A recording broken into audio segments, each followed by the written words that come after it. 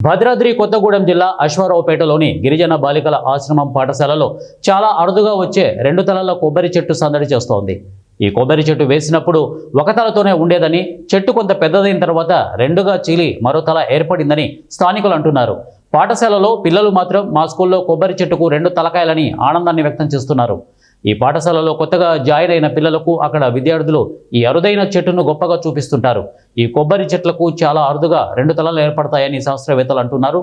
జన్యు సంబంధమైన సమస్యలు వచ్చినప్పుడు లేదా వాతావరణంలో మార్పులు వచ్చి ఉరుములు పిడుగులు పడిన సందర్భాల్లో 2గా ఏర్పడుతుంటాయని అంటుంటారు.